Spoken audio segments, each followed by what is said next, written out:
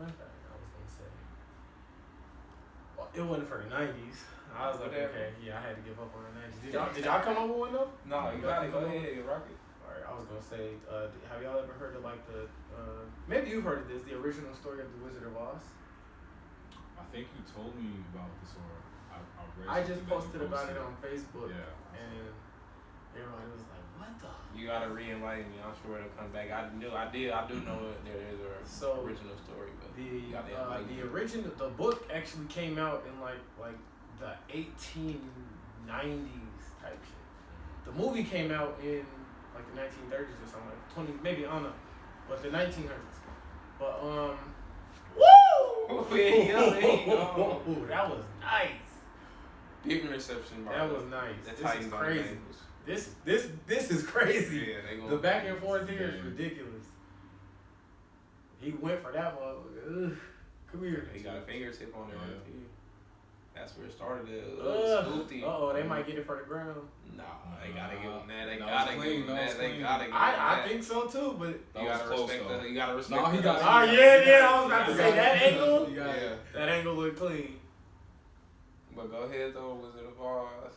But yeah, so the actual book is not about.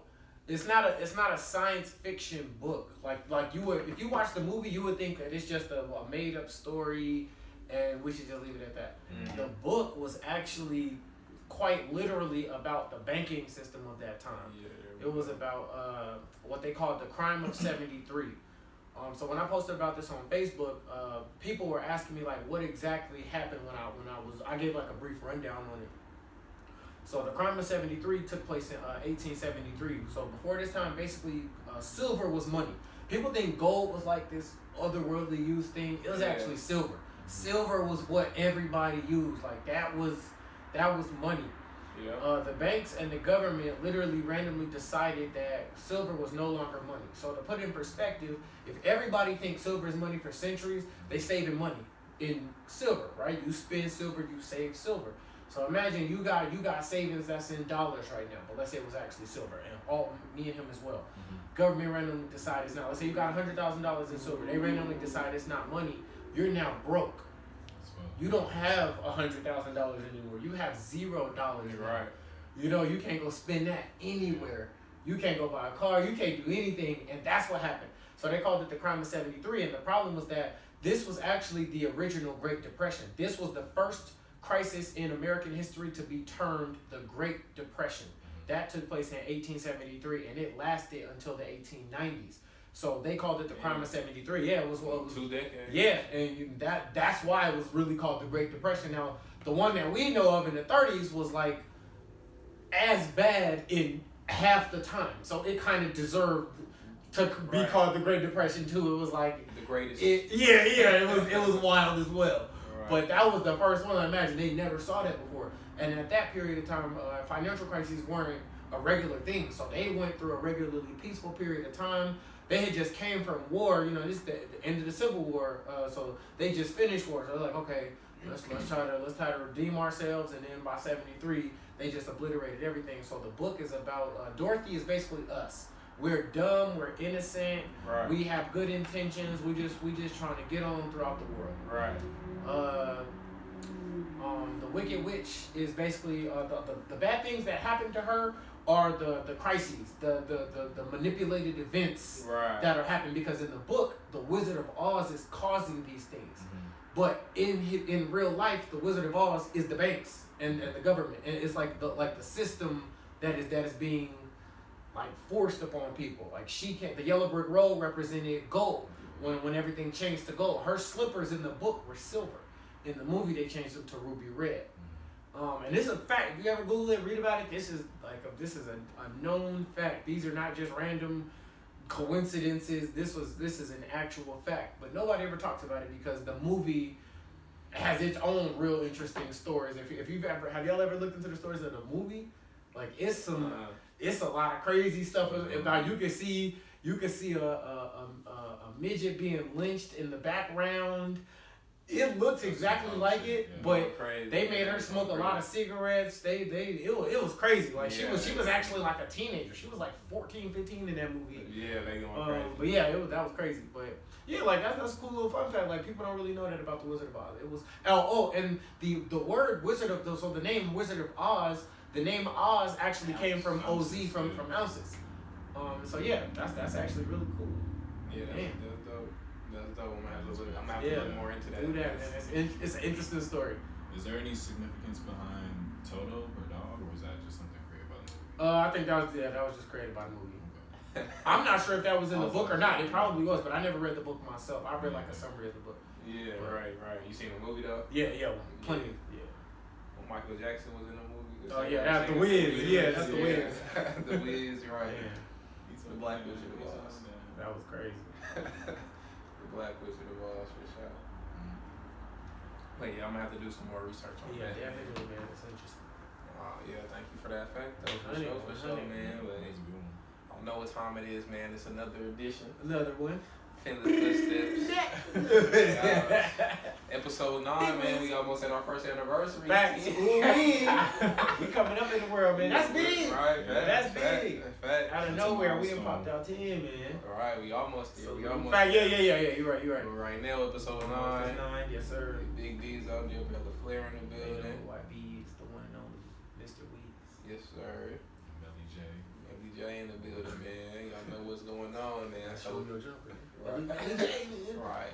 Why he got the J in the name? Right.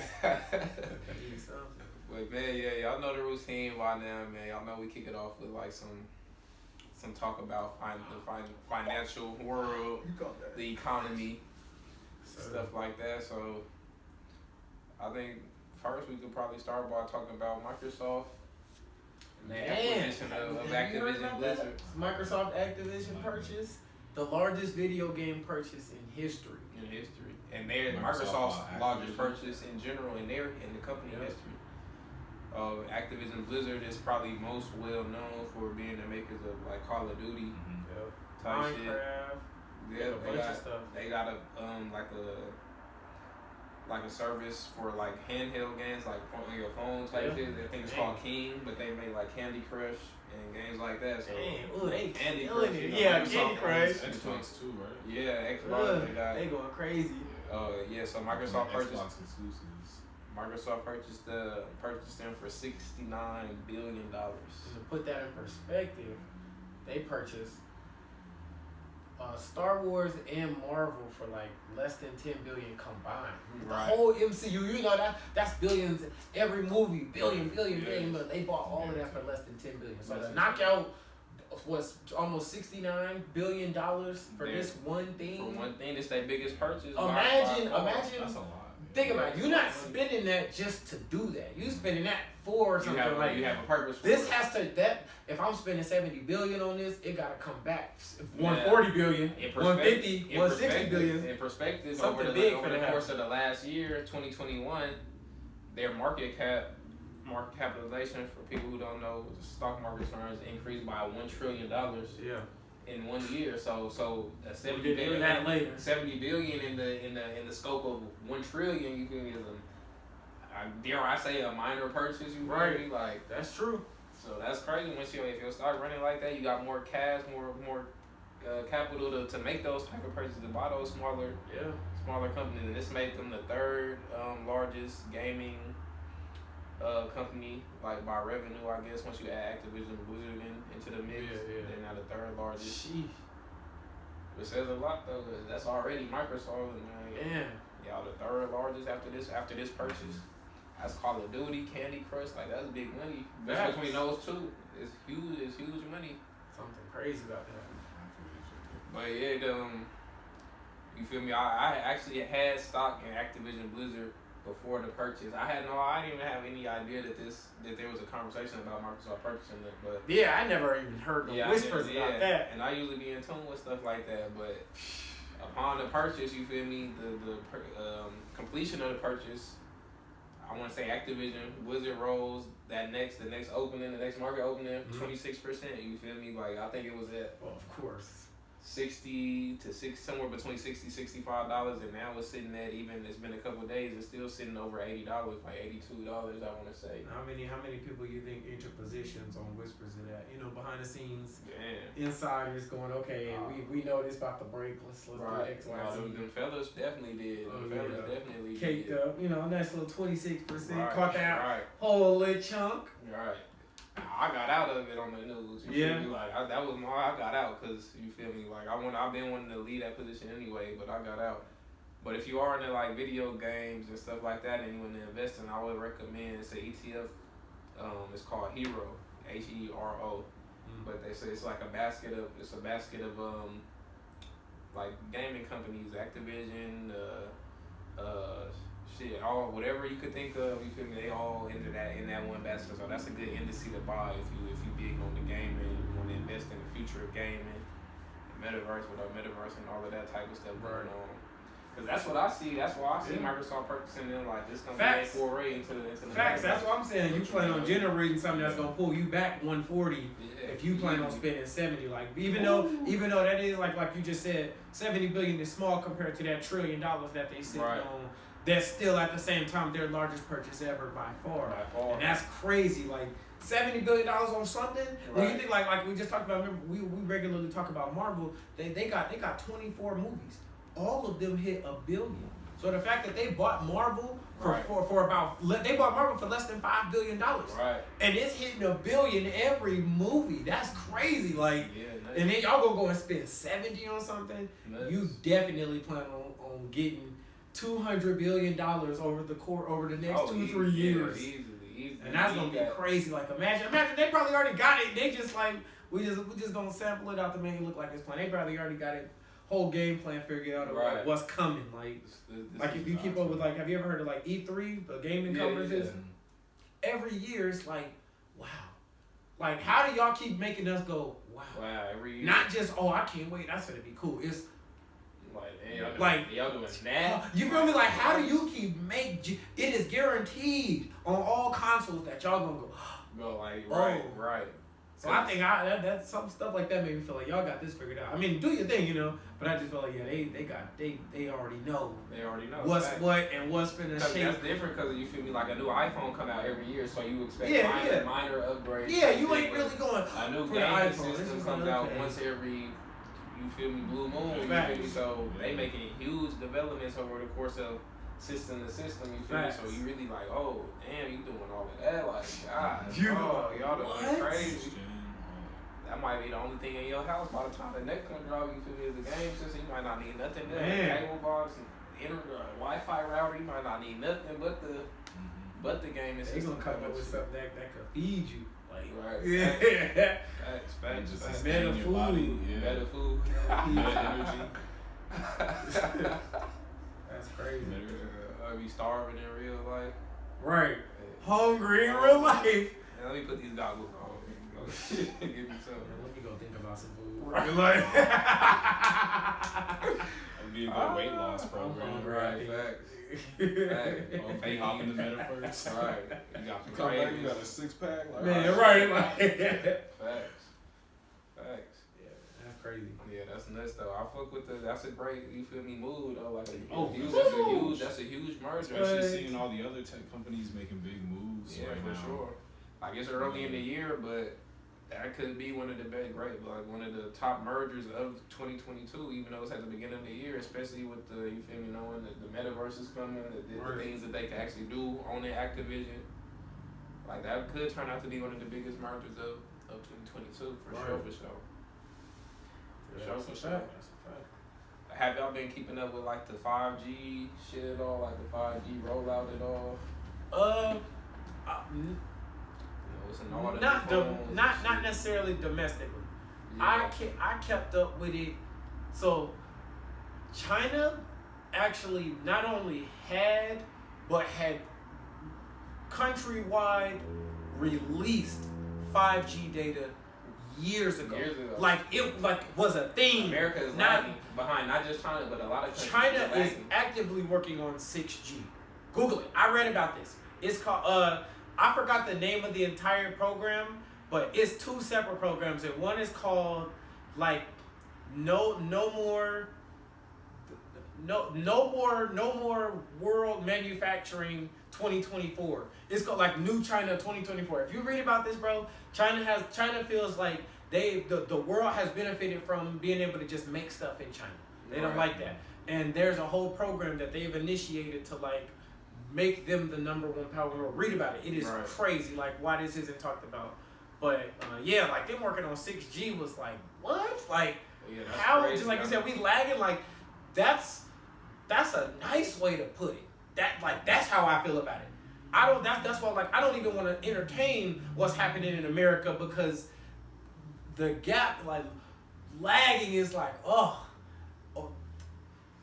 Right. It's a nice way to say it. It is way worse. I didn't know China was already working on 6G. Read about it, bro. It is like, crazy. Google it. I know America is just having trouble with the 5G rollout. Like we made it a big thing. Like you see all the commercials with the phone airlines had to shut down. That's the thing. That's what's pausing the rollout is, you feel me, when they rolled out 5G towers around, you feel me, but they're having trouble is putting up the 5G towers like close to the airports because they saying that it's fucking with the transmitter frequencies and stuff like that. Like certain aircrafts can't deal with the 5G frequency interference. You feel me? And like popular aircrafts like the 777s or 757s, whatever they call it, you feel me? Like it's certain airlines that have shut down like all flights on that type of aircraft because they cannot fly into cities with 5G towers near the airports like shit. So that's it. Yeah, you feel me? That's crazy. That's crazy. I don't know what China got figured out that we don't got figured out, that they already on 6G. We can't even roll out 5G correctly. Read about it. It is. Shut our power off. Or something. Facts. Something. Yeah, we lagging for sure. We lagging with that type of stuff. China don't be playing, man. China is on the. I don't know. Japan too. Yeah. It's like that over there, bro. Playing, Singapore. Bro.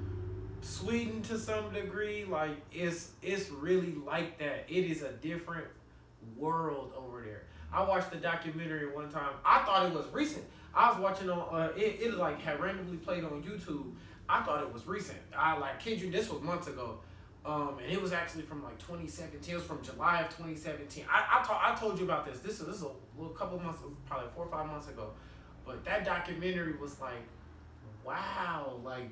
Y'all on it the whole time I'm watching it, bro. I'm thinking it's right now time. Like it felt like the technology that they were using, the words that they were saying, the way it was going about it. It felt like right now. Mm-hmm. When I realized it was from 2017, I'm like, are you kidding me? Like China looked like that? Like what? Years crazy. Ago. It is years ago. It is ridiculous. So far ahead. Barcodes, like everything on the phone. Taking pictures and stuff, like they was on it. It is regular to them. How exciting it is for us. We still walk into a place and be like, yo, this shit tight. We can do this. I love when I go to a restaurant and they go, the whole menu, bro. Like, I still get a little bit excited. Like, yo, this is kind of cool. We in the future. That is so regular to them that they will look at you like, why is that a thing? Right. Like, but you feel me? China is like they got some other shit going on, you feel me? Like,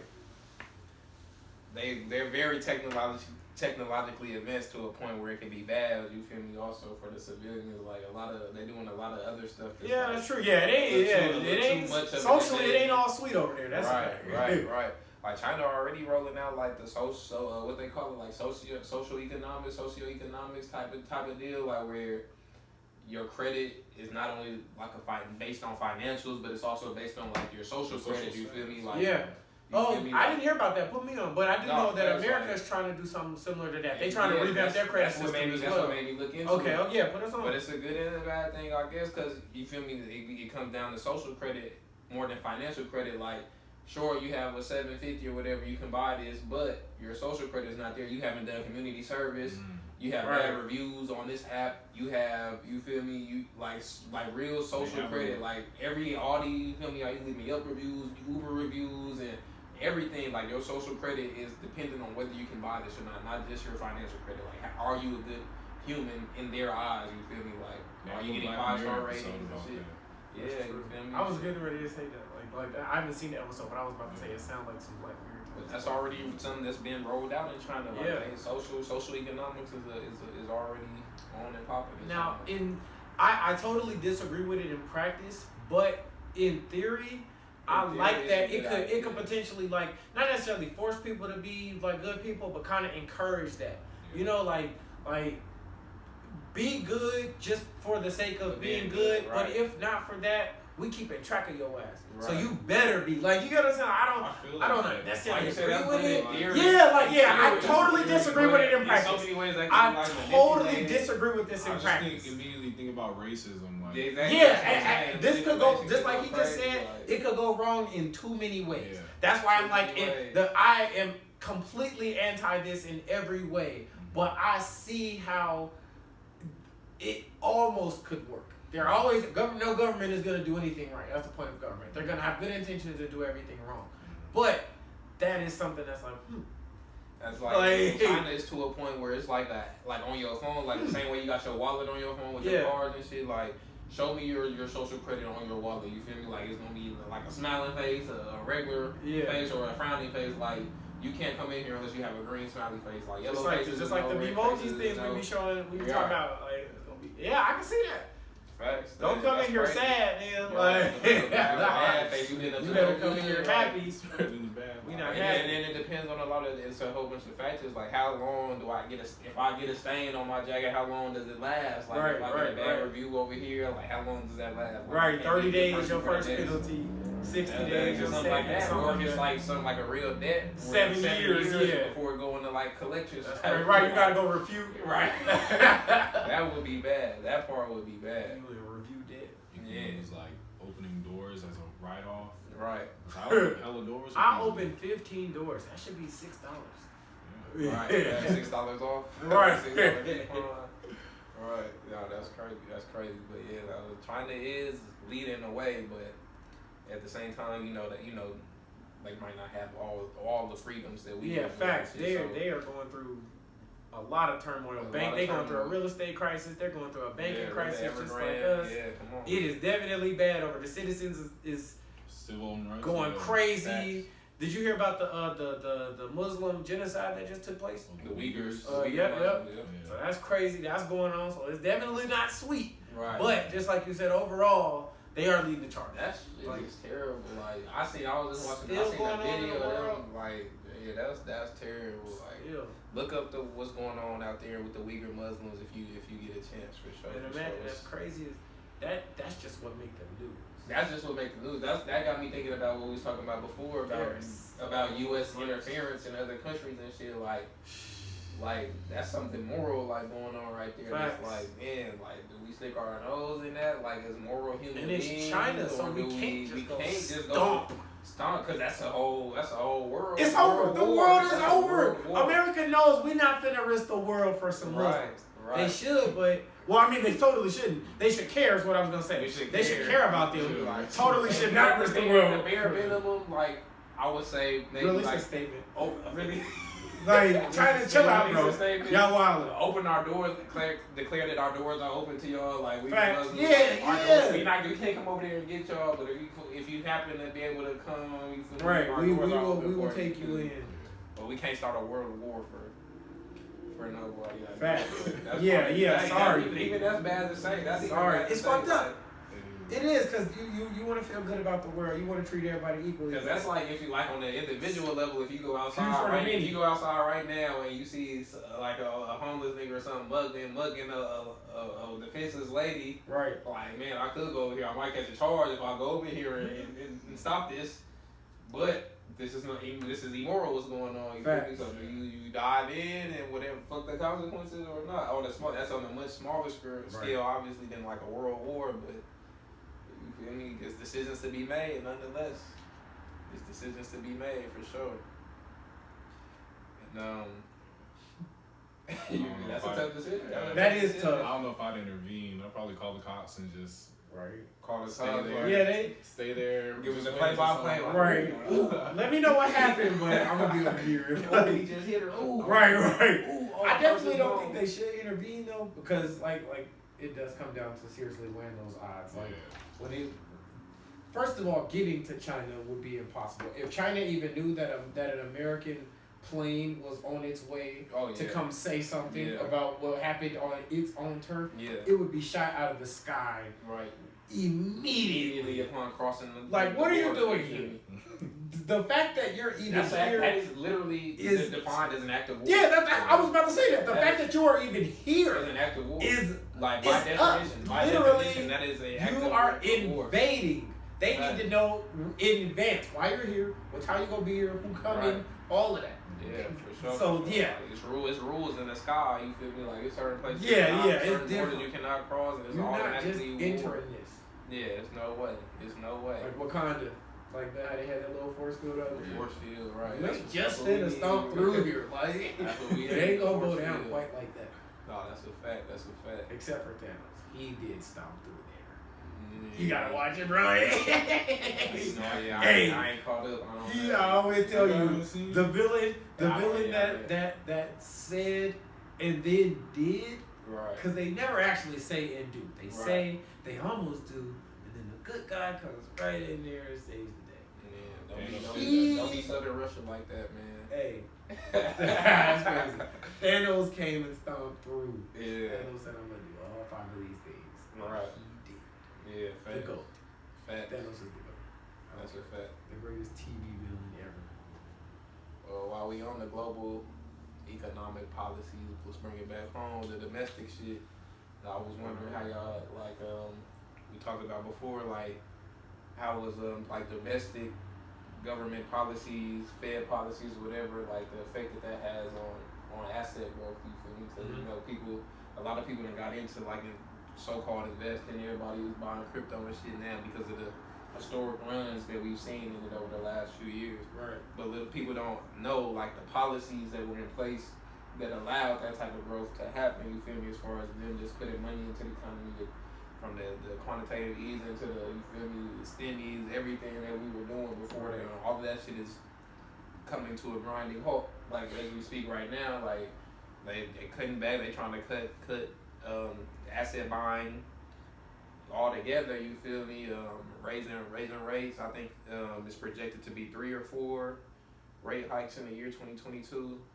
Yeah, starting in March, right? Starting in March. Yeah. Supposedly starting in March. And this allegedly. Is all, this is all, you feel me? Alleged. Hearsay. Nothing is official with the Fed until it's official, you feel me? So this is all hearsay, but the grounds are set for you feel me, less easy, for money to be less easy, you feel me? So we could see, all this is potentially, you feel me, we could see slower to negative growth in certain asset classes, you feel me? I see that happening in one of 2 scenarios. I completely agree. We will all, how we just talked about how the stock market is up $1 trillion and all that stuff. That is exclusively because what the Federal Reserve does. We could break down that later. But the problem with the rate hikes is that I don't think they hike I don't think they hike them enough. Right. If we see a little 25% increase, but you still zero bound, if you still close to zero, then you don't see much of an impact. As if they're doing 25 basis points, even if they do hike 4 times, we still at 1 and at 1.25. Exactly. Right, exactly. That's nothing. Exactly. But so that was my scenario. If they go that route, I don't know that there's such a bad impact to the economy. I think if there was a scenario where what they should do is raise them 2 points this time, then raise them 2 points the next time, then 2 points, so that then we got 7%, 8%. That would fix the economy and kill it in the exact same breath.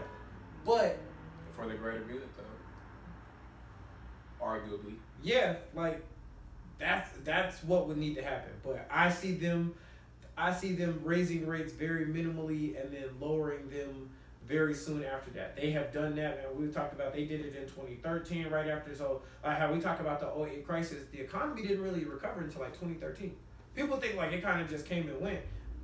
Our economy, it didn't get worse after 2009, 2010. It didn't get worse, but it didn't really get better. We never stopped contemplating. Just like how the pandemic, yes, it's still going on, but for the most part, the peak of it is kind of over. Right. But we still have a lot of the measures in place We did that with the last crisis. The things that we started doing for the 2008 crisis, we said we would stop doing in 2013.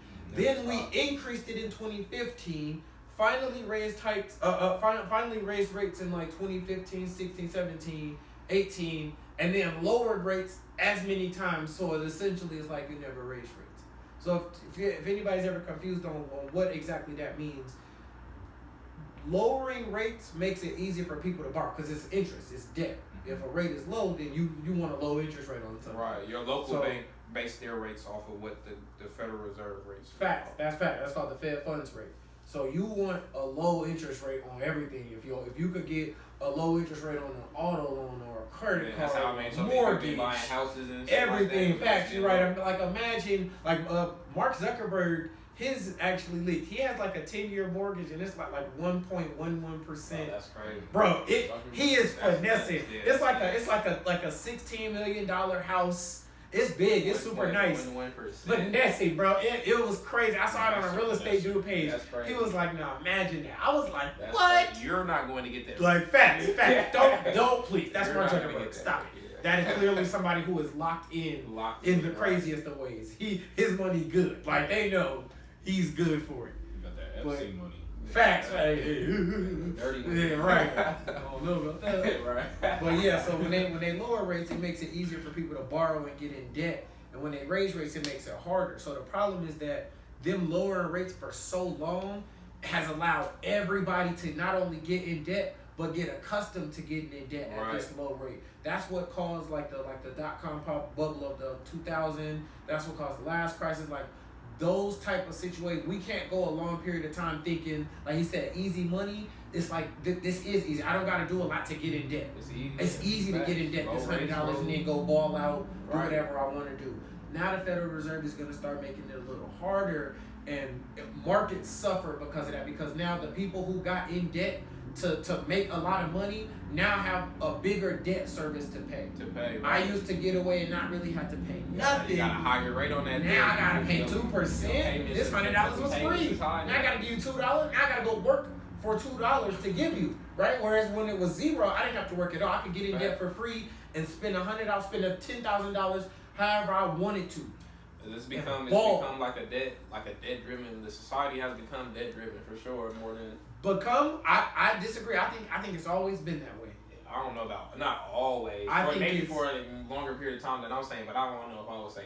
What period of time would you say? Well, how long do you think that like the concept of debt involved in society? On a global scale, not on a me and you. I mean on a whole societal scale like that. The economy is run by this. The economy was bumping when the roaring 20s, all of them people was buying like new TVs, microwaves, credit. That's what credit all on credit. Yeah, so I would say back to that time. I think it goes back.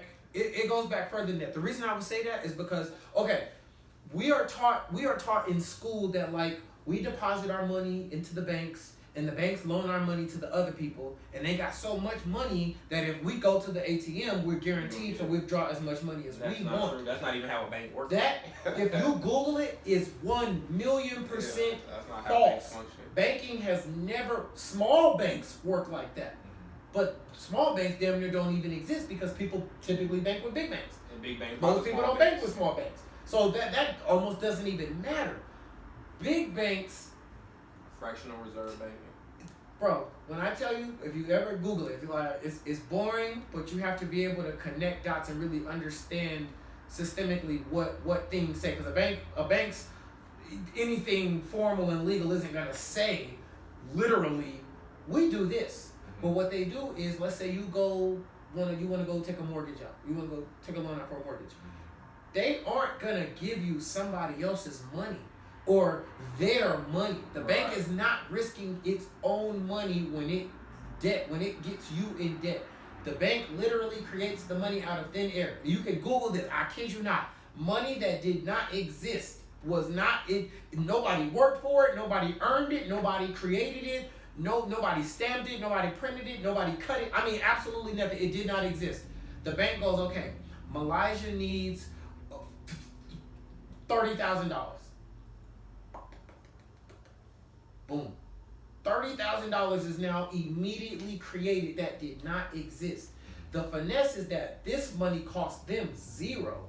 You're gonna pay back 35, 36, and the problem is that the reason why I think the economy has always run into debt is because you have to think about fundamentally what a financial crisis is. A financial crisis cannot happen if a loan is not recalled. It is always the reason why you can factually prove that financial crises and recessions are purposely caused, if not because of like an earthquake or something. Those could cause recession. I mean, like everything is looking smooth and then one day everything's not. They are purposely caused in the sense of a bank knows that one bank is drastically in debt and cannot pay. The reason that they cannot pay is because of the interest on the debt. The principal was immediately typed up and created. Right. But I still have to go physically work for the interest. And when a loan in principle, if I can't pay back the principal, there is no way mathematically I can pay back the interest that eventually will outpace the principal of the loan. Right. Another bank knows that you cannot pay and demands it anyway, knowing you cannot pay. What's the point of demanding it if I know you can't pay? That's the reason that if you prove it, you can say, okay, banks are purposely causing these things, because if I know you can't pay and I demand it, what can you do? You're going to go bankrupt. You're going to shut down. What happens when you're one of the largest banks in the world? A lot of people are going to lose all their money. Every bank who did deposit their money with you is gone because you had to give that money to what you could pay for the loan. So now we just lost one of the biggest banks in the world. Well, somebody else who gave a lot of money to that bank also is going to go down because they can't get that money back from that big bank. And then boom, boom, boom, boom, boom. They have a whole crisis. I was just talking about the 1873 thing that lasted until the 90s. A lot of banks went out of business. Imagine the banks that remember. Banks used to get deposits in silver. They used to exchange them for paper money, but they had silver deposits. So imagine them going bankrupt now. We can't sell this. Who's gonna buy something that they can't sell? Right. I mean, you know, like you can't use. You can't go buy nothing. You can't sell it because everybody gonna use it. You can only just collect it, keep it in your house, and say, "Oh, I got a cool silver coin." Which is typically what we do with like cool looking silver coins. Right. We don't ever want to spend those first. We want to spend the ugly looking dollar. It's called Gresham's law. Like ugly money, let's spend that. But cool looking money, I'd much rather keep that or put it on my neck, put it in my ears in gold, like things like that. So I think the economy has kind of always been run by debt. When you think about the control, everything is extended through debt. The very first U.S. dollar to be extended was loaned. Every dollar that has ever come after it was loaned. No U.S. dollar has ever just been given. It's all been loaned, like literally loaned. No U.S. dollar. Every bank has loaned out the money in some way, shape, or form, and then through regular life, money has traveled into your hands and mine. But so it wasn't necessarily loaned to you, but the dollar that you have was loaned at its origin. It doesn't originate as free money. It originates as a loan, which means, technically speaking, even though you are holding the $1 bill at face value, it's $1 because it says $1. Right. You are now responsible for technically paying like $1.10. Technically speaking, well, to be boring and break down like what a U.S. dollar actually is, well, that's a bunch of boring stuff. Yeah, but like technically, you anybody who owns a U.S. dollar bears the responsibility of paying more than that money is worth. You have to pay that dollar plus whatever the interest is. And that's a whole scam. We spend U.S. dollars just to spend them. You know, it's like we just spend money. Like we know to just spend money. But technically, you should be spending more. And that's a scam. That's why financial crises happen. There's debt that cannot be repaid. You created this dollar out of thin air. I have to go work for this dollar. But then I have to work even harder for the interest on that same dollar. I'm the only one who has to work super hard, and what if I can't work super hard? Well, now I go bankrupt, I'm wiped out, and now you're bankrupt and wiped out because you didn't get what you were supposed to get from me. Other people can't get what they're supposed to get from you. Other people can't get what they're supposed to get from them. Everybody's a wrap. That's a scam. That is crazy. To the original point, even if rates are only raised, even when it's all said and done at the end of the year, even if it's only raised by 1.5%, you feel me?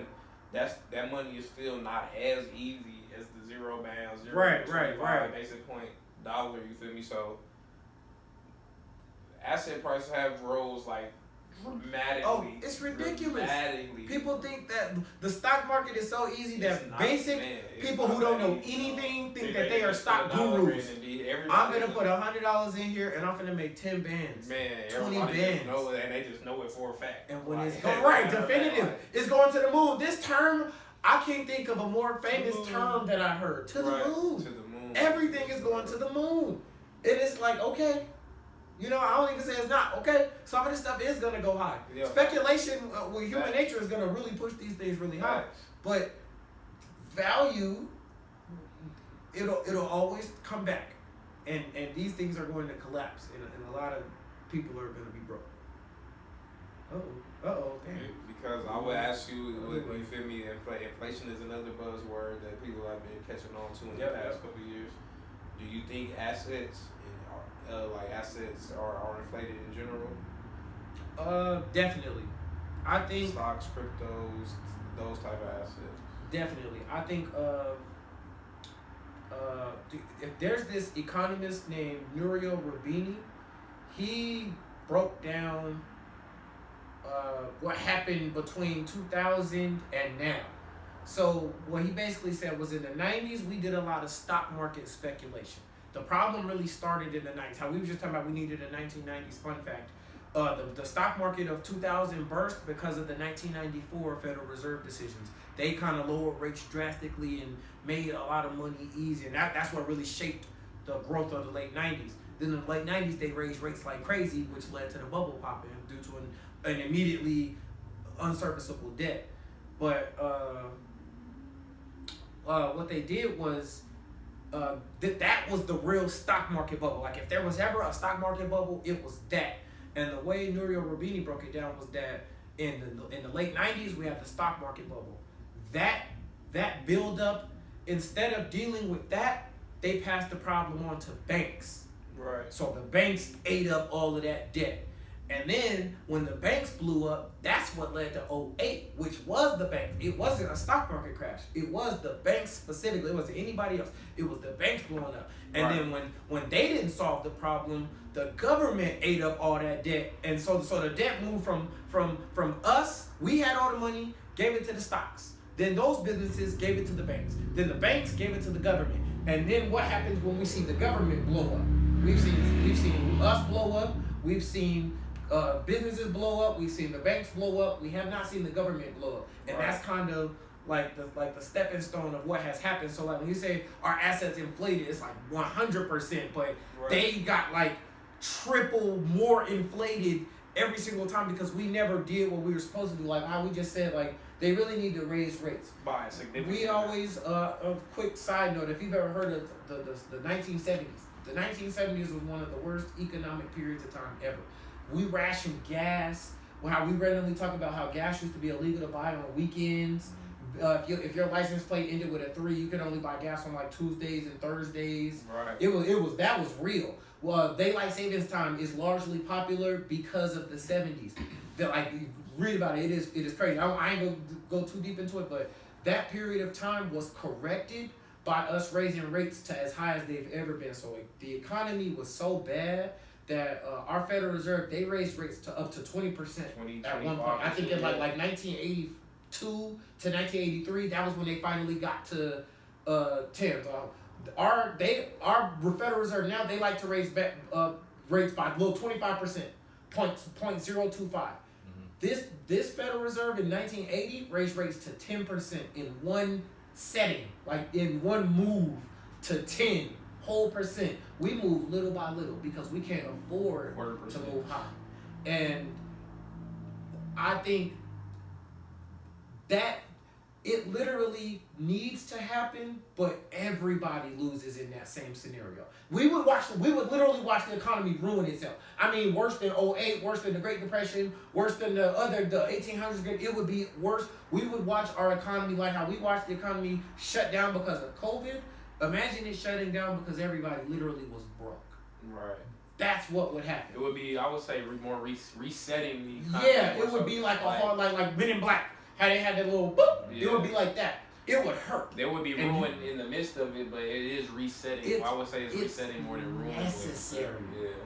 Necessary. And We just make the problem worse because we do all the stimulus packages. We Crazy. People don't fundamentally understand, and I get why people don't understand economics. It's boring. You should only learn economics if you actually like it. Right. Most people don't, and so they never really learn it. But if you learn it, you will literally understand. Well, it's not conspiracy theory. It's like this literally is happening in the world. Right. And because nobody is championing solving the problem, Joe Biden can't come in and say, hey guys, I want to fix the economy by resetting it.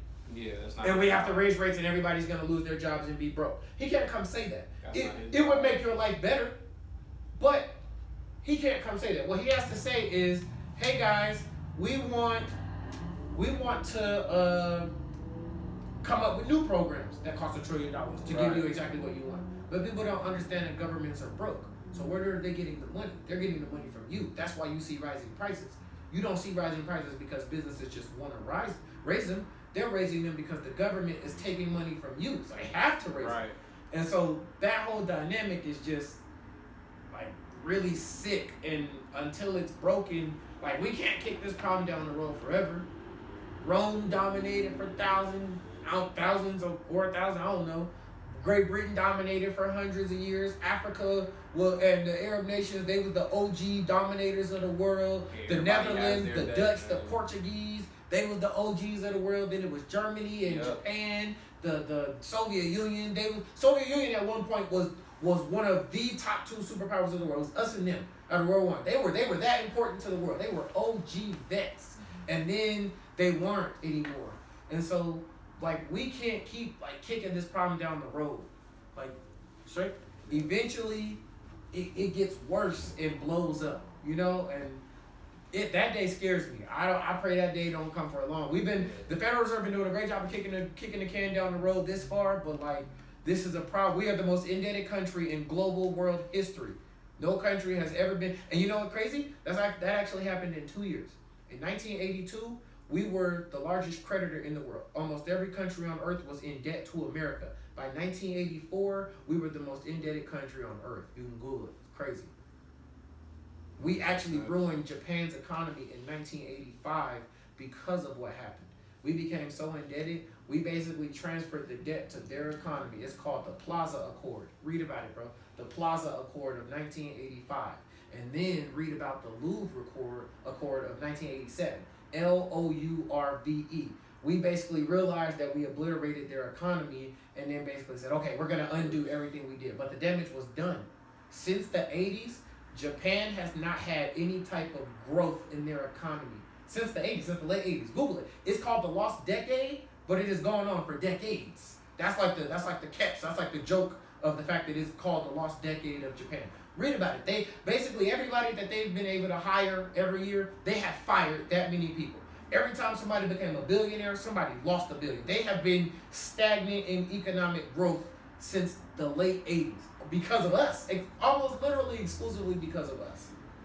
Read about it. It is crazy. Why didn't they teach us about this stuff? It is ridiculous. It is absolutely ridiculous.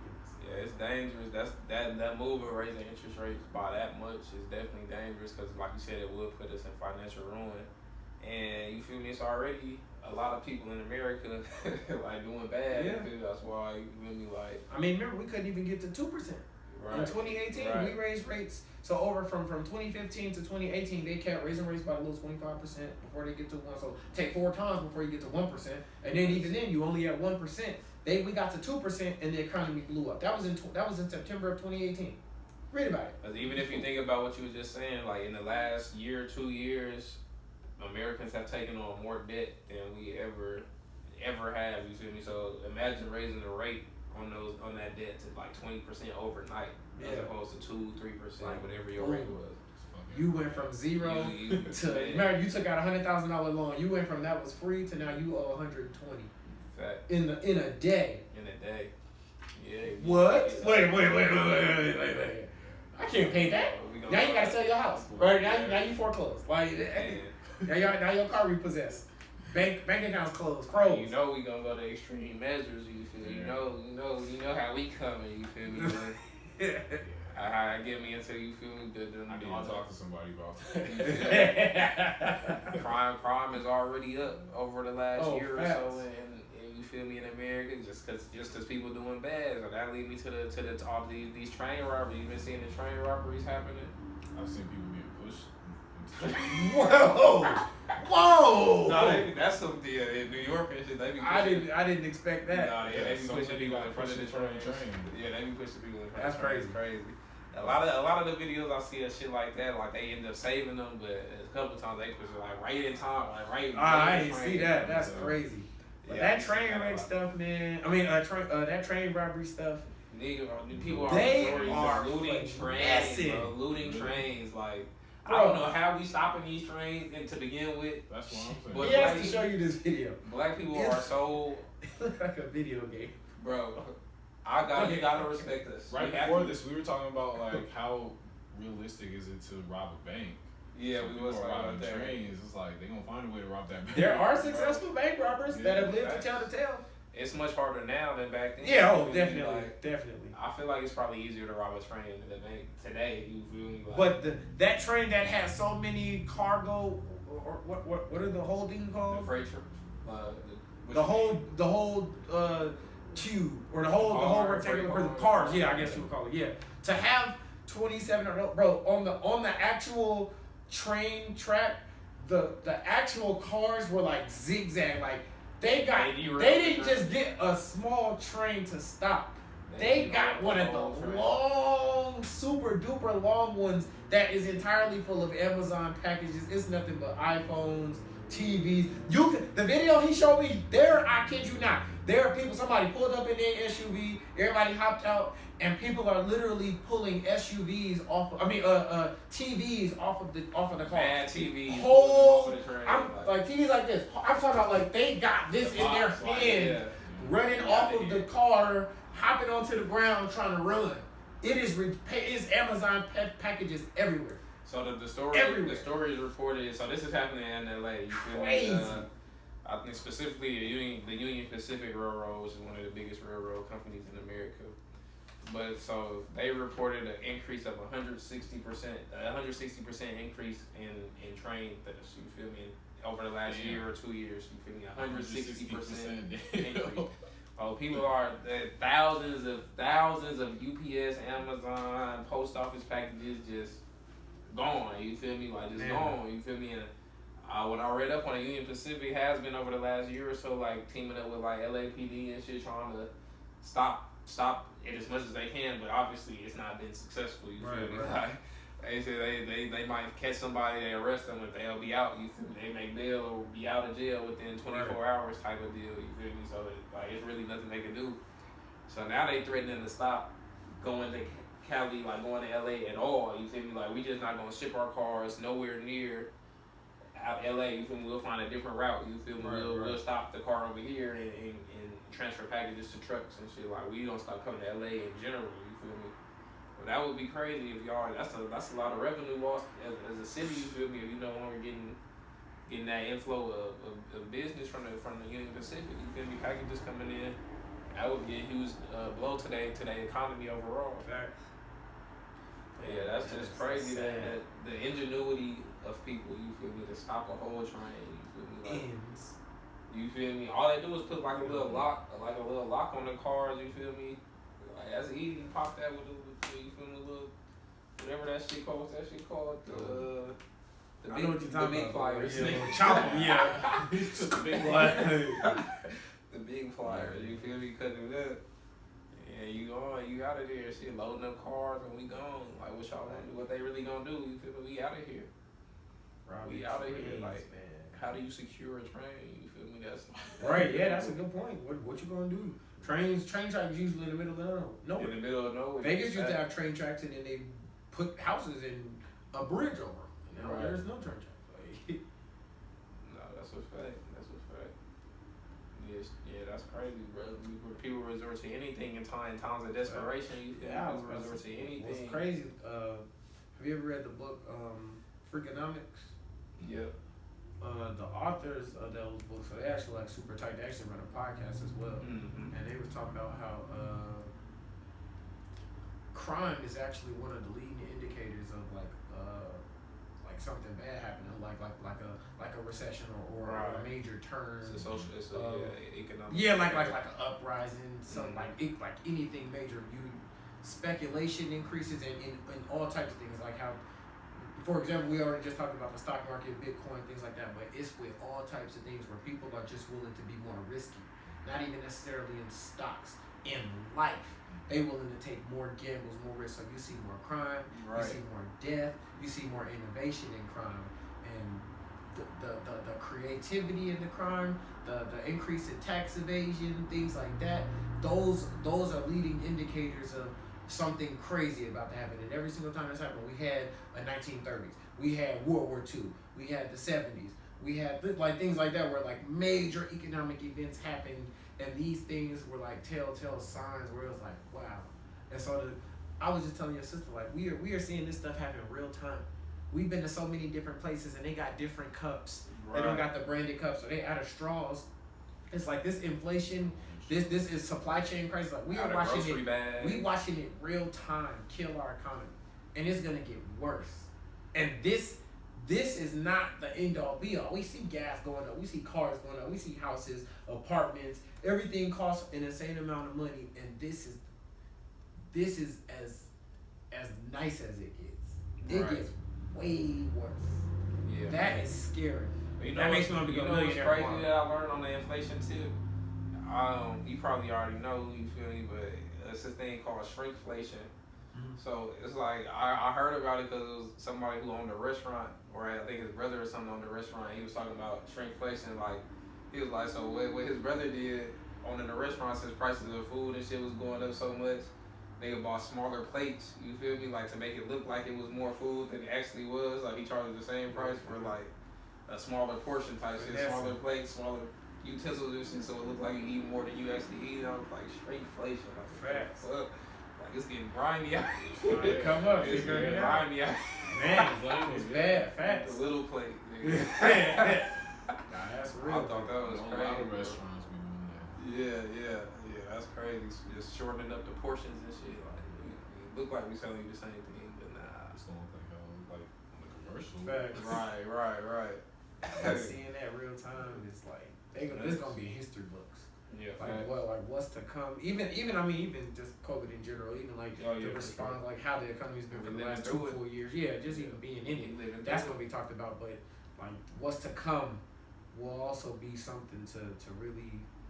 There are gonna be essays in 10th grade English class about what happened in 2020 to 2022. You know how they gonna fuck up the textbooks? They gonna get the line. Oh yeah. Like the economy was so bad that somebody got sick. And that's what caused COVID. Yeah. They ain't gonna say what really happened. Right, fact. Yeah, you know they not. Well, that's why, you feel me, you got the real people, you feel me, us here to tell. Yeah, that's a fact. That's not what's really in there. No, that's not what really happened. That's not what really happened. I'm gonna show y'all this video later. It's by, I don't know who it's by, but it talked about Pearson. Pearson Incorporated, they used to own the Financial Times. I thought you were talking about the Pearson. No. This is a company. This is a British company from UK. Yeah. They are an OG. They have essentially designed our entire educational system in America. Right. And they are from England. Or whatever, wherever they're from. They're from Europe. I know that. But wherever they're from, they are an OG company that's existed since the 1800s. They own like a bunch of media companies. Because you ever wonder like who owns the companies that own the biggest companies? Right. It's companies like that own all these other companies, and we're completely like, when we talk about propaganda, we can't talk about propaganda without talking about them. They literally shaped every aspect of what we see. They own all the major media companies. They own all the movie companies where they were dictating like, we want this out there, and they own all the textbooks, the McGraw Reed, they own all of it, every textbook that you can imagine. They own all of it. They were structuring everything about it. That's funny. Crazy, because you always wonder like, why do they say what they say? Why are they excluding what they're excluding? Right. It's because companies like this said, nah, take that 100 pages out. That don't need to be in there. Right. This blew my mind. It was like, wow, this is crazy. No, yeah, that's facts. That's fact. Crazy. What y'all want to get into, like some sports, music? What y'all want to get into first, man? We already finished Corday, right? I didn't finish it. I listened to. Did we talk about it? We ain't talk about it. Type of shit like that shit. Oh, okay. We want to start with music then? Yeah, we can get into Corday dropped the tape From a Bird's Eye View. That shit was fire. Okay. When you go check it out, he got hella features on it, bro. He got Eminem, Lil Wayne. Oh, you did hear? Okay, yeah. I just didn't listen to the whole thing. Oh, gotcha. Yeah. That was crazy. That song with Gunna was fire. Yeah. Right. That song with Gunna was fire. It's called Today. I listened to that song like 5 times straight. I was like, okay. That's why I asked y'all to listen to it. I knew you was going to like the album just because of how big of a J. Cole fan you were. The biggest. I know how big of a J. Cole fan you were, so I was like, you definitely got to check out Corday. Yeah, that was the first time I ever listened. The same lane. That's the same exact lane. You feel me? I knew he was gonna fuck with that. Wow, I couldn't believe it. I heard everybody say what he sound like. I've heard him freestyle before. Where there was I've heard stuff by him where I'm like, that was tough. But I never felt like it was a definitive thing to make the J. Cole comparison. I just thought he was nice as fuck in his own right. This album, I said, wow. The whole music, he sounds like J. Cole. With the music, it made me proud. He sounded like old Cole. Right. Not evolved, made it mainstream Cole. He sounded like the come up Cole. Right.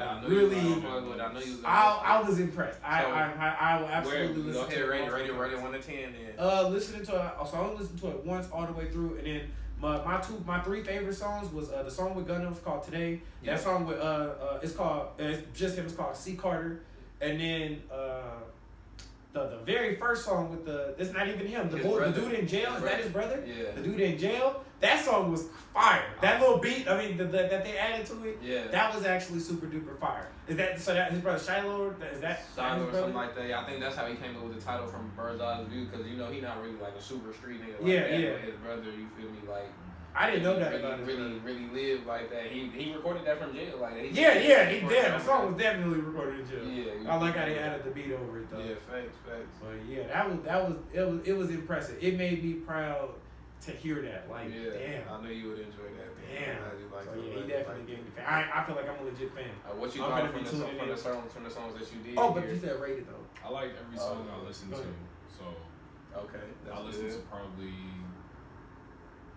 5 songs in total. So right now I'm 5 out of 5. Okay, for sure. That's I like that song with Wayne, obviously. It's like Wayne going crazy. Yeah. And the song with Eminem too. Right. Eminem was overdoing it. But you know Eminem gonna rap for 20 minutes on whatever feature he on. That shit's so crazy, bro. Still gonna give you 47,000 bars. No matter what the theme of the song is, right? Eminem just comes and raps. Yeah, that was. So what was your rating? The rating though, I would give it an 8, 8.5. I'd give it that. That's good. And he had Roddy Ricch on there. I forgot about that. Yeah. Roddy Ricch on there. Okay. Would you say that's your favorite project this year so far? Or okay. I know you like the other shit too. Yeah. Okay. That's cool. You know what? I low-key might give him the edge, and the reason might not even necessarily be exclusively because of the music. I watched it on Spotify. He has videos for every single song. Nice. Most videos, most albums, you do not see that. On Spotify, if you play the song, it plays the visuals to every single song. So the video with Gunna, it's really him and Gunna doing the video. The video with Wayne, he has a video to every single song. I thought that was the dopest thing about the album. I was like, wow. That's what made me click every single. I listened to even the songs that for the most part, I think I liked every single one. You rated 5 out of 5 for what you heard. I probably in terms of like the first 5. They're definitely the first 2 songs I heard, because I think the very first song is the song where his brother rapping from jail. Right, yeah. The song that come after that, I like that song. That was one of my favorites. And then like the next 2 after that, next 3 after that are like and then that's when he get feature heavy. Yeah. And then like everybody's kind of like back to back. And then I think like the last song is probably just him. But the fact that the video, even if the song wasn't that good, the video is just like, yeah, that's a dope ass video. That's what made me so to say that he might have the edge over Gunna. Right. Gunna's sound. Gunna even had some songs that I didn't like, but that I'm still bumping Gunna right now. I'm bumping like 3 or 4 Gunna songs still, like actually 5 right now that I'm like, okay, yeah, Gunna, you hold it down. Right. But in terms of whole package, and since those visuals are included in that album, he probably has the better album. I gotta give him that. Yeah, not only the features, but the visuals too. The features, And heavy hitters. Yeah, he got heavy hitters. Got regular not YG and SZA. And these ain't like the whole. Yeah. Well, SZA your girl or something? Oh, I'm sorry. Hey, I'm sorry. You saying that like SZA not? No. I'm saying like Summer Walker. Like they're not the features on that album. They're not Lil Wayne. They're not Eminem. I think don't wait. Maybe I'm tripping. Do he got Baby on the album? Lil Baby? I don't think he does. Maybe I'm tripping. I don't know. I could look back at it. I'll have to look back and see. He got Lil Durk. That's what it is. It's Lil Durk. Okay. He got Lil Durk on that. I'm like, you got heavy hitters on this album. Yeah, that song with Roddy Ricch was like the single. Like that came out like. Yeah, I heard that. I want to say months, but like at least a month ago. That Gifted. Yeah, I heard that. That's been out. Yeah, that's been out. So yeah, he has some heavy hitters on there for sure. Me personally, I'm definitely mess with the album for sure. Rating. That would be tough, man. I might give it. I gotta listen to it more. You gotta, you feel me, like just lyrically and everything, like just him rapping on it was dope. You feel me? Yeah. So I'll probably say. I ain't gonna throw him a 7. Maybe I'll say 8 for now. You feel me? Still more listens to come, but I'll give him an 8 for now, just because it was refreshing to hear like some real like rap, like real. Good music, I'm probably a little biased because of who he reminded me of. Right. Before they been snapping, like you said, this is the first full project you listen to. He been snapping, like he liked that. You feel me? He liked that for real. Listen. He liked that for real. His freestyles he was doing leading up to the album release and shit, he was snapping. It honestly made me proud. Like literally, I felt like I was listening to young J. Cole. And he a young boy. He our age. Like I'm always gonna root for the young. Yeah, for sure. Always. Yeah, Gen Z for the win. Man. You feel me? It's good to just have like put thought to your album. Right. Like I know a lot of people just be putting a bunch of songs together. Right. Like and all the slappers are gonna go on the same album, but it doesn't really sound good together. Right. Like some people make albums where, and I know Drake does this a lot, where you don't really listen to the whole. Maybe the first time you listen to the whole thing through, and then afterwards you listen to one song at a time. Right. And they're all slappers, of course, but it doesn't. It's not cohesive. Not a cohesive project, right? Like a little theme to it. It's all, you feel me, laced up right. But yeah, shout out to Corday, man. Youngin coming up. You feel me? Definitely stay where you go. Are you gonna be like looking out for his next project? Definitely. I'm checking. Checking. Okay, and that's all that matters. Yeah. He gotta, you feel me? He gained the fan. Yeah, that's what I said earlier. He definitely gained the fan. I was Corday. You work for Corday? From the YBN. Right. Before he dropped the YBN, you feel me? I've been on. When he was checking him out, right? It's A&R. That's his manager. Nah. That nigga shit was fire though. Like I was highly impressed. Right. Highly impressed. Nobody gets a 10 unless it's unskippable. You know, I feel like 8.5 was like, not only did he remind me of J. Cole, but I'm largely impressed, period. Like he was rapping. The album wasn't too long, you feel me? It was nice. Yeah, it's probably like 12, like 10, 12 songs. Yeah, something like that. Solid. Yeah, so what else y'all heard this over the past week or so that y'all want to talk about? What, in terms of music or just in general? Music. You know, while we on music. I didn't get a chance to check out that Jid song. How'd y'all like that? Keeping it on Dreamville, Jid just dropped a song called Surround Sound with 21 Savage, and I forgot who the other girl was, but I forgot about Jid. It was hard. Jid, man. That shit slap. I ain't gonna lie. I never like heard Jid. I know his name. I know who he is. I've heard a freestyle by him. I don't think I've heard. Right. I know who he is. I've never listened to like his music like that. But when you sent that through, for sure, that shit slap. Like you could tell he could rap for real. He could make like good music. Yeah, he's for like real. A legit like student of the game. You're right. Yeah, like you can tell that he really likes this rap shit. Right. All of his albums, he has albums that you can clearly see the influence. Like one of his albums, the cover is inspired by like the '90s Tribe Called Quest, Busta Rhymes style, where it's like a little kind of like Pan-Africanism in it a little bit. Umar Johnson. But a little bit more Umar Johnson. The Prince of Pan-Africanism. Donations. Gifts. Anyway. But yeah, that's how I first, like I told you earlier, I first heard of Jid because he was on the Dreamville project. I didn't know he was signed to like J. Cole. I just heard him on that Dreamville project. I don't know if you listened to that. Yeah, I did. But that's how I know who he is. You feel me? He signed that concert. That's how I first heard him and Ari Lennox. I heard about them when they performed out here together. Yeah, they had a whole Dreamville concert when the album dropped. They went on tour. Yeah, that's cool. Remember that? Yeah, when that whole tape dropped, they performed most of the songs on there. But they all J. Cole went last. He literally let all of them get their shit off.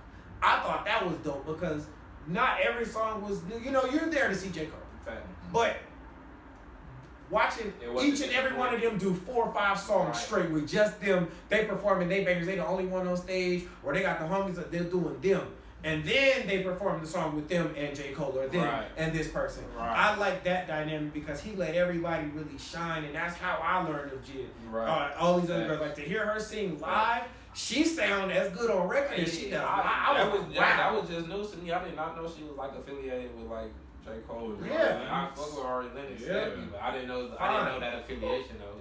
Yeah. All right. But yeah, that was dope. It was super dope to see that. I was like, man. Yeah, I fucks with Ari Lennox, man. That Shea Butter Baby and all of that. Shea Butter. Please, niggas. Okay.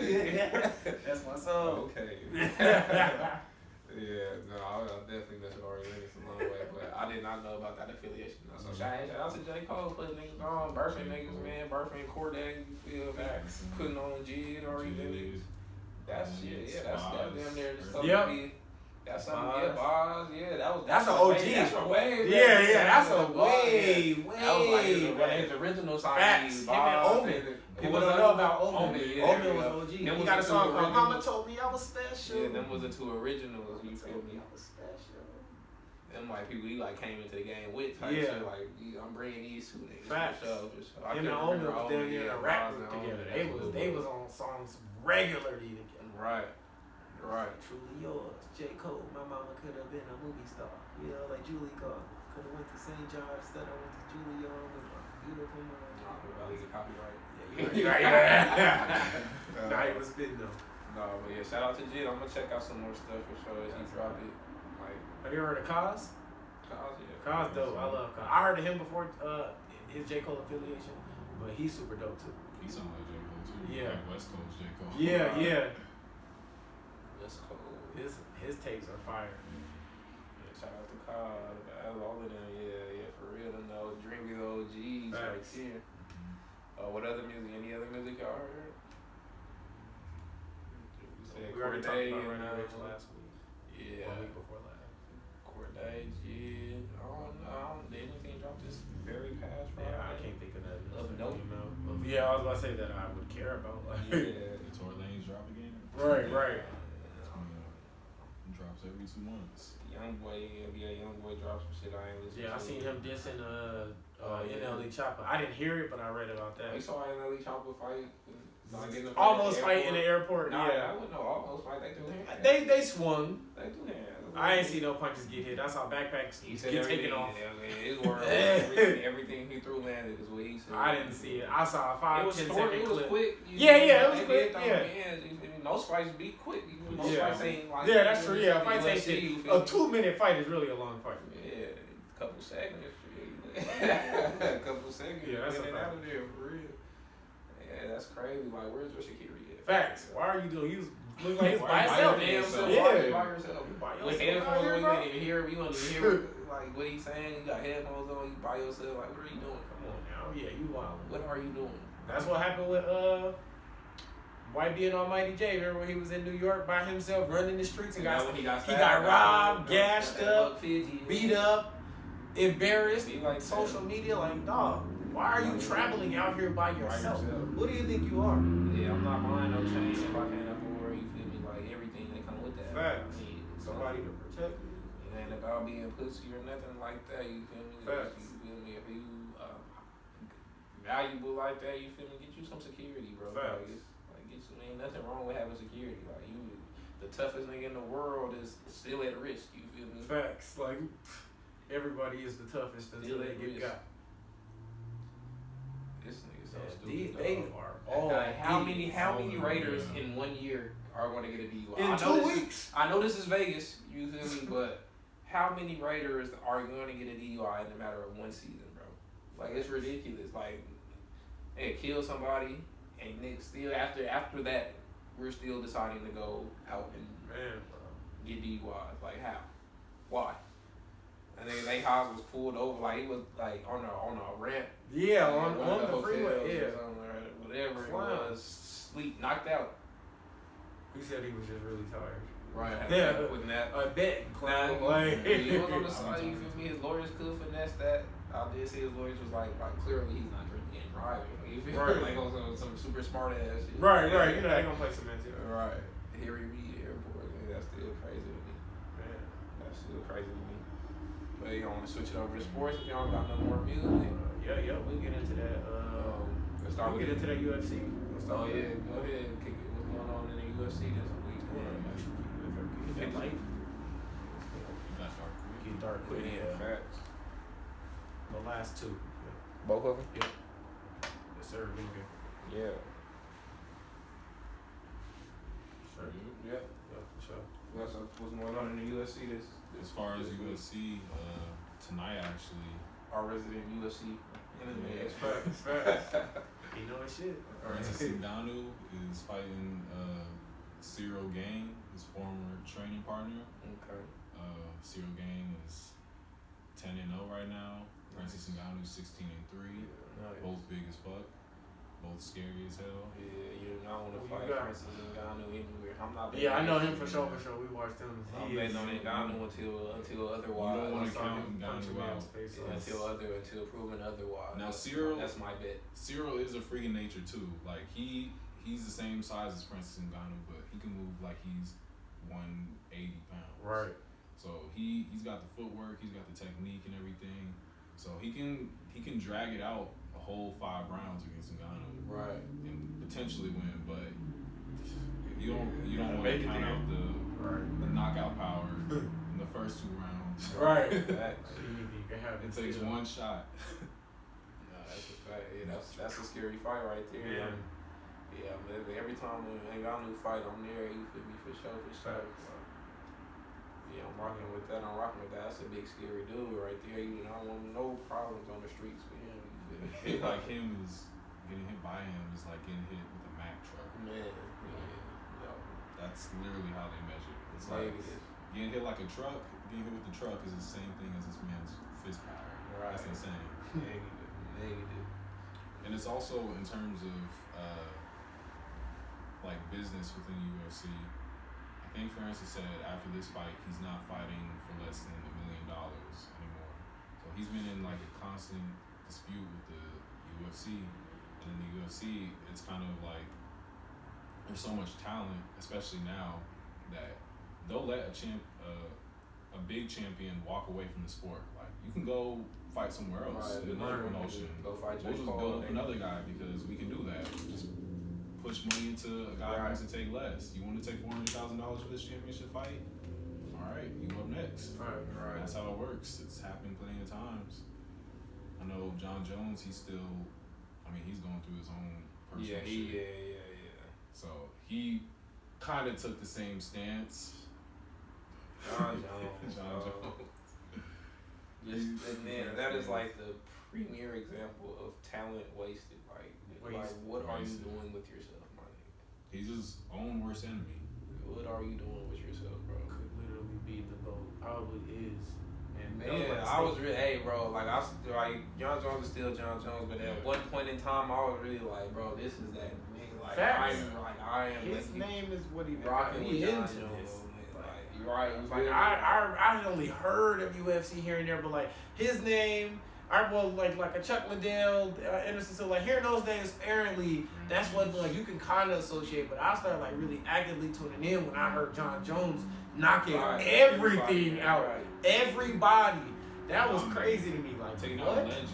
Right. I remember when you told me that. See, I didn't even know that. I just saw him just demolishing everybody. When you told me that those was legends, he was doing that too. And he was young too. Like in the UFC, you kind of peak in your 30s. You don't.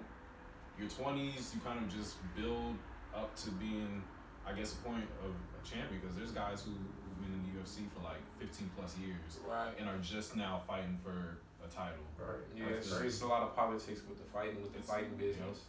UFC, boxing, all of that's a lot of politics behind the fighting. Like, you could be the best fighter and you ain't moving right. You feel me? You just won't ever get that fight that's gonna like really propel you or put you in title contention. Right. You feel me? Like it's a lot of politics with that, man. It's ugly. Yeah, and just the way contracts are built, the pay, like you're right. A lot of championship fighters haven't made more than $500,000 in their entire career. That's ridiculous. That's why they all jumping into the fight Jake Paul. Right. That's why they all jumping into that boxing ring. I'll get knocked out for $1.5 million rather than getting demolished. Right. Look at what's his name? What's buddy's name? Tyron Woodley. Yeah. He made more in that fight than he did his whole career. Yeah. And he was once at one point considered one of the greatest welterweights of all time. Right. In the UFC. Like next to George St. Pierre. Yeah, see, but when your career is over, because I remember you said he lost like his last 6 fights. Yeah. He started off like 16-3 or something like that. Yeah. And he didn't win a single round in his last 6 fights.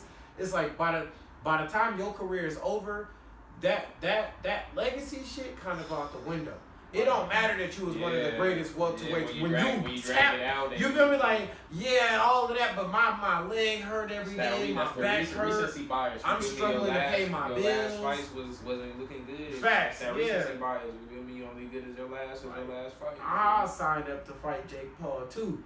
That's why, like how we had that last conversation about like what was this planned or was it staged? Like, I mean, obviously, like, was it real or was it fake? Yeah, I think he, in my eyes, he agrees to potentially lose this fight. He probably didn't mean to lose like that. Yeah, like that. He meant to lose because he knew he was finna get the biggest payday that he had ever gotten, and make more in little to no work than when he was training 5 times a day, starving himself, drinking nothing but water. Or eating 5 times a day, you know, like doing whatever he got to do to get ready to try to kill a man, you know, or to prepare himself for a man trying to kill him, and you getting pennies for that. So I feel like stuff like that, like the fact that he's getting this substantial payday, that's what helped me feed into like, okay, they definitely are knowing like, okay, I'm gonna sign up to lose this boxing match. I don't box, so it's not like a legacy hit. Like I do that, I don't box. I could lose this and get this check. Keep it pushing about my day. Yeah, there's a fighter named Sugar Sean O'Malley. He should be a ranked fighter. Like he has a talent to be ranked. Yeah. But I think the way his contract is built, he has like 10 fights on his contract. So he's like, I'm just gonna fight a bunch of unranked guys, get wins against those, you get a win bonus in the UFC too. So you get paid for showing up. Then you get a win bonus, and then you can potentially also get like a fight of the night, submission of the night, one of those. So he's gonna get a win bonus, and he's gonna get paid just for showing up. All these fights, and then eventually, when he feels comfortable, he can go and fight for the title. So he's kind of finessing in a way too, but he doesn't. A lot of fighters don't respect him for that because they're kind of old fashioned. Where it's like you gotta fight somebody ranked. You gotta really prove yourself. He's like, nope, because he has his own Twitch deal too. So he's like, I'm making money here, and I'm making money beating up on lesser talent here. So right, a lot of money to be made. Yeah. He has his own podcast too. Like he's really created a career off of the audience that he got from the UFC. Ain't no way gonna have to figure it out, man. You're gonna have to pay these people, man. Something you wanna hold on to them. Yeah, if they all flip and like all this celebrity thing really go to a new height, it's already unprecedented, but if it finds a way to become its own consistent league of former elite athletes doing XYZ are now boxing random guys, like if that becomes like a real, like the big 3, it was cool to casually see your favorite retired player in the gym still showing he could get a bucket. But now he's in an actual league where every week you're watching him do this. If they can build something with that with these guys, like you got former NBA players, you got rappers, YouTubers, all types of shit, like from everywhere. People that are elite in all types of things coming to do this. That could be detrimental to people that's like you gotta pay them. Yeah. If you don't, you're gonna force them to innovate something. You're gonna force them to innovate competition. That's what I said earlier about if you have a following, you can do whatever you want to do. If you a big UFC name, now you got a following. Fuck, you can go box. I mean, you could be a rapper. You could do whatever you want to do. And that following that you have is going to listen to whatever content you put out, whether it be a fight, music, whatever, podcast, whatever you do. Like, it's a million different ways. That's Wendell P. That Williams. Is the Wendell P. Williams. That is crazy. I never knew that man. I didn't know he was alive. Like, I just still figured, but I didn't think he was alive still. That's like, he's the inventor of the Martin Luther King parade. Founder. That is crazy. The GOAT. Yeah, that's GOAT. He's responsible for tens of deaths. That's true. Wow. But that is GOAT. Right, facts. Wendell P. Williams is a household name. Right, Wendell P. Williams. What they in there doing? That's a whole man. But I want to get y'all takes on, you feel me, switching over to the NBA, man. Y'all takes on, I feel like we should talk about Russ Westbrook getting benched in the last 4 minutes. Man. Of not our last game at this point, but 2 games ago, he got benched in the last 4 or 5 minutes. I think it was. Okay. I was gonna say Frank Vogel said it was. You feel me? His explanation in the post-game press conference was that he was playing the people that he thought would do the job the best. You feel me? The people he thought would win the game. You feel me? LeBron kind of ducked the question, but like y'all know how Russ feels, but he still kind of ducked the question.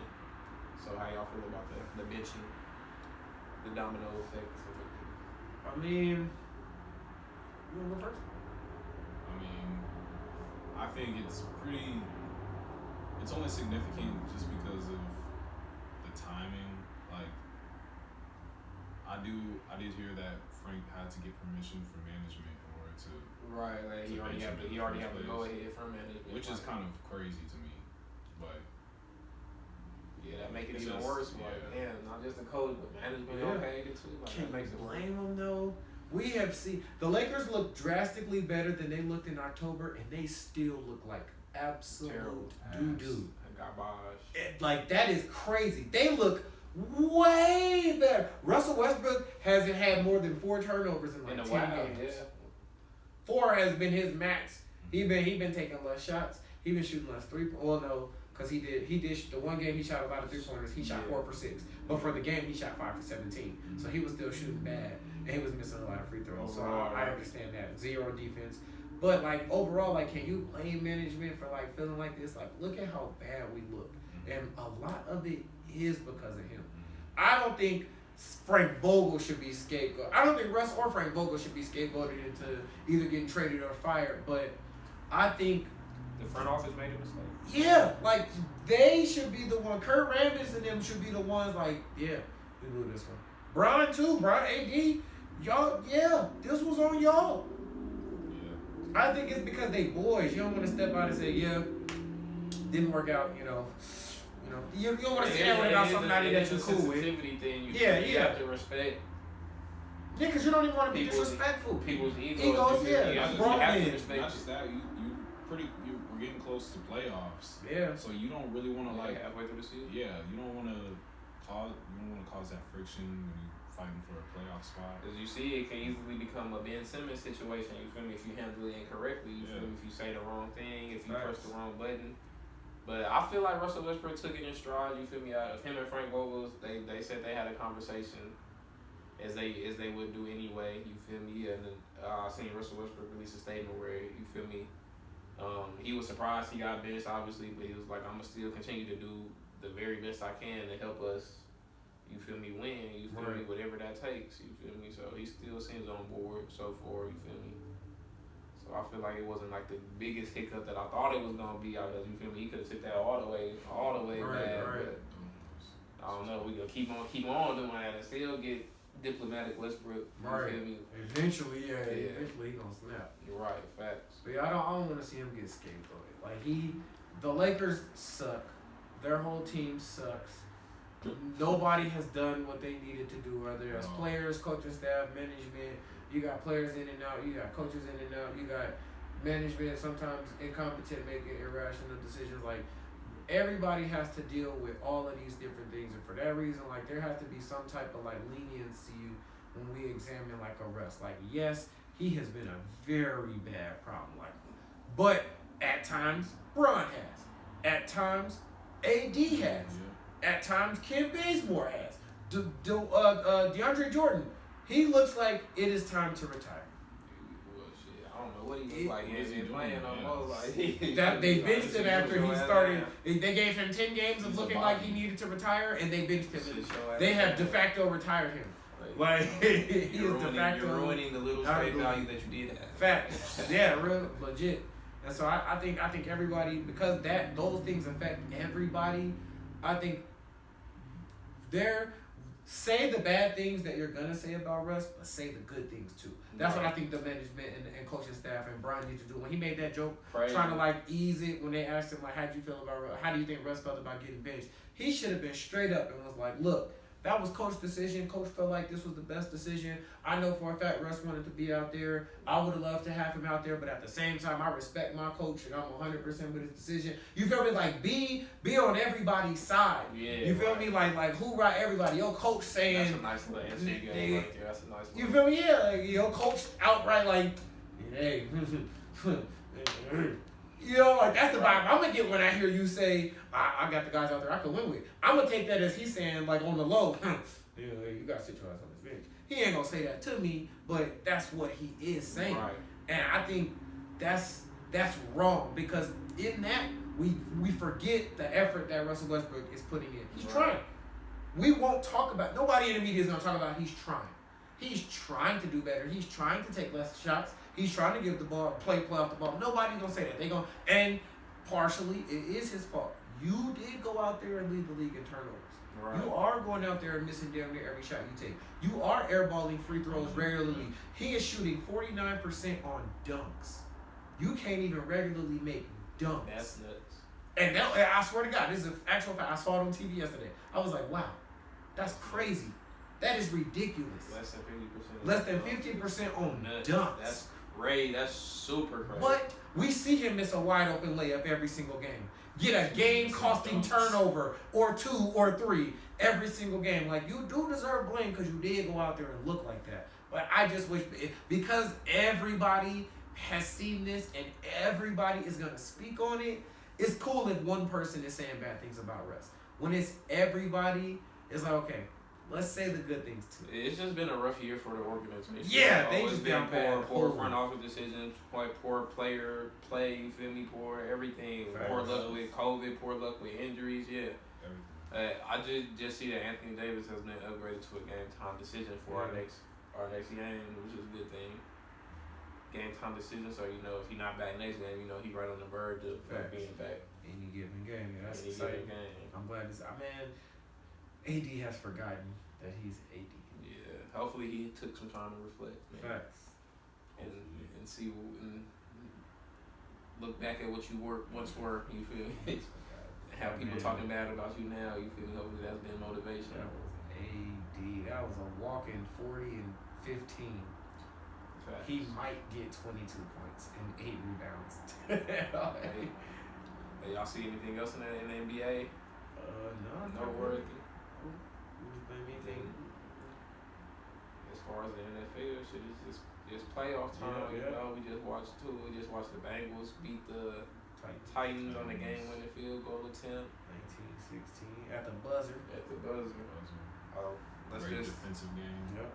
Let me just get y'all like predictions, I guess, for the rest of the games this weekend type shit. So today we got Green Bay and 49ers that just started not too long ago. I got Green Bay.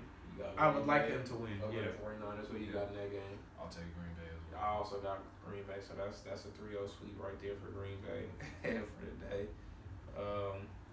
What about tomorrow's games? First game tomorrow is the Rams and the Bucks. Big game. Woo! Big game. Yeah. that they weren't even playing. That's a Super Bowl. Well, you got Elijah. Let's start with you. That's a Super Bowl. I wish they were not playing each other. I wish that was a different division. That is a Super Bowl matchup.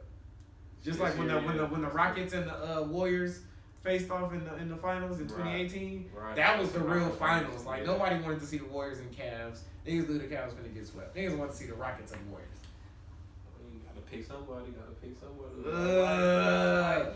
That is a Super Bowl. I'll start it off. I'm gonna go Bucks just off the strength of Tom Brady, but I also am into the conspiracy shit where the Super Bowl is in LA, so the Rams playing in the Super Bowl in LA would be, you feel me, a big storyline. But I can't. In my heart, I can't go against Tom Brady. I gotta put the ticket in on this, bro. What you think? I don't know. Yeah, I genuinely don't know. So y'all going no pick on that game? Nah, I'm gonna pick somebody. I mean, the Bucks got the #1 run defense in the playoffs, and they got the best football player of all time. Right. Their quarterback. Yeah. The best football player of all time. Yeah. Arguably, yeah. Arguably, yeah. He's a dope. He's the greatest quarterback ever. You definitively say he's the greatest football player? Not definitively, arguably. Not definitively, but arguably. Don't go definitively. You didn't say that. Arguably. Because you can make your case for some other players. Yeah, that's why I was like, damn. I think Tom might have the best case. Man, y'all not about to be capping for Tom Brady right now as it go, and y'all can't even decide if he gonna beat the Rams tomorrow. I mean, it's 55 players total. What's a lot on the field? Anything can happen. His greatness don't mean shit. You know, like he lost to Eli Manning twice. Y'all got to pick or not? I would want the Bucks. I actually am rooting for Tom Brady. Like I would like to see it. I'm rooting for Aaron Rodgers over everybody. I have always been a fan of Aaron Rodgers. Not even a fan of the Packers. I'm not a real big Packer fan. I just really like Aaron Rodgers. But so if not him, like if they lose, I would absolutely root for Tom.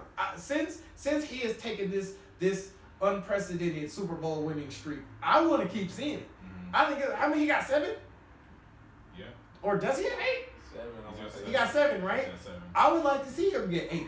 Nigga, go get 9 if you get you already have gotten all these rings. Yeah. I'm not rooting against you. You're going like. So you picking the Bucks over the Rams? Yeah. I pick the Rams. You taking the Rams? I feel like Aaron Donald is gonna take it personally. And even the second game is another one: the Kansas City Chiefs versus the Buffalo Bills. Yeah, that's big. I see the Chiefs pulling that out though. Bills, they ain't got it yet. I got the Bills.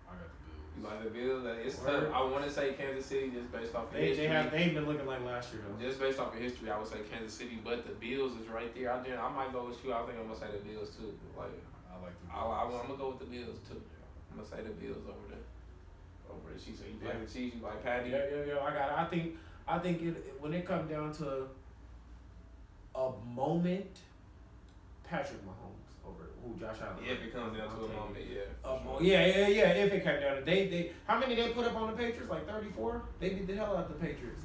But they might score 40 on them. They definitely put points up on them. So, but at the end of the day, like if it come down to somebody need to make a play. You know what I'm saying? Like It's easy to predict a team blow somebody out. If that's the case, then like hey, that's an aberration. The Warriors blew out the Cavs in their own house by 43, but then lost to them 3 straight times in the championship. Right. Twice in your own building. So a blowout is you got to chalk that up. I'm betting on a close game. And if you're betting on a close game, who's likely to show up in that close game? Right. I have the Chiefs. They've been there, done that, and they got the pieces for it. Now they ain't been looking like they supposed to. Like they won a championship, went back to the championship and lost, and then have looked like poop this year. Yeah, that's understandable. They suffer from the hangover. Yeah. That's an understandable pick for sure. I like that. But I gotta go with the Bills. I think the Bills remember last year when the Chiefs were celebrating going to the Super Bowl, I think, and Stephon Diggs just sat there on the field and watched them. Right. So I think all of them are they want that get back. Got that stain, that chip, that extra chip on the shoulder. That'll do it. All it takes. While we on football, Super Bowl and all of that, did y'all get a chance to watch the trailer for the halftime show? I didn't. No, I forgot about that. No. Yeah. Oh man, y'all gotta watch that shit, bro. Damn, y'all slipping. Y'all slipping good. Y'all slipping. Crazy. That's crazy. As y'all know who involved Dr. Dre, Eminem, Mary J. Blige, Kendrick Lamar, Snoop Dogg. Now they only want to say 50 Cent. But yeah, the trailer, man, I wish y'all seen the trailer, bro. Yeah. That shit was crazy. Like, that shit got me excited. Like, I know the halftime is only so long, you feel right me? Now it's pretty long. But with that many artists, though. Yeah, okay, yeah, individually, they're not So, but I'm definitely looking forward to it, man. I wish I would have seen that trailer, dog. Like, yeah, it was crazy. It was crazy, you feel me? Eminem, like, playing, like, word chess with himself, like Eminem versus Marshall Mathers type shit or whatever. Slim Shady versus Eminem, whatever it is, you feel me? Like, playing word chess against himself. Snoop Dogg pulling up in the Lolo, you feel me? Mary J in that thing. It was so they made it real entertaining. Nah, yeah, y'all definitely should have peeped that when I mentioned that stuff. Yeah, for sure. That's gonna be a good halftime show. Yeah, one of the greatest, one of the GOATs. Hopefully they do it right. Put it up there in that conversation with one of the greats, you feel me? Like competing with some people now. Michael Jackson and shit like that. Who's gonna have the best performance out of the whole lineup? Shit, Dr. Dre. Yeah. By default. Right. Man, it depends on what you like. You feel me? I'm looking forward to Snoop for sure. Kendrick. You feel me? I know my mom gonna be going crazy to the Mary. Out of everybody, Snoop might be the biggest showman. Nah, yeah, Snoop was one of the biggest names in hip hop. Period. You feel me? Like, I don't think it's a place on this earth you could go on the globe. You feel me? Where niggas don't probably know who Snoop Dogg is. Right. See, they did it all: music, cooking with Martha Stewart, and shit. He does his own commentating too. Yeah, on the boxing, football. It's good. It's interesting. Commentating on the Olympics, him and Kevin Hart was on the Olympic commentary. I doubt they're gonna do that for this Winter Olympics coming up, but we'll see. I wouldn't mind it. Hate seeing some talk about some winter sports. Right. So shit, you know, niggas don't really know. Bobsledding. Alright, curling. Sleep will make anything interesting, though. Right.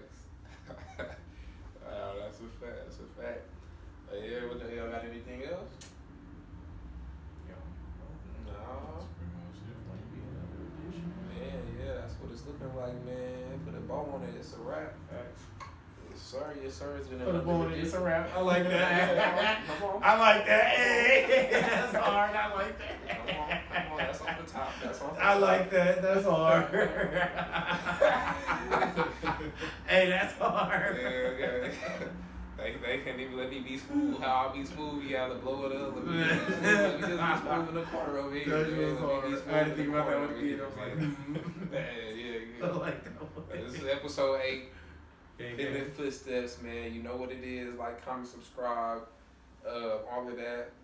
Notification bell lets you know when we post. Check us out on the audio, wherever you get your audio, Spotify, Apple. Check us out. Let us know what you think, man. But until next week, it's the game. Oh God. Until we see you again. Yes, sir.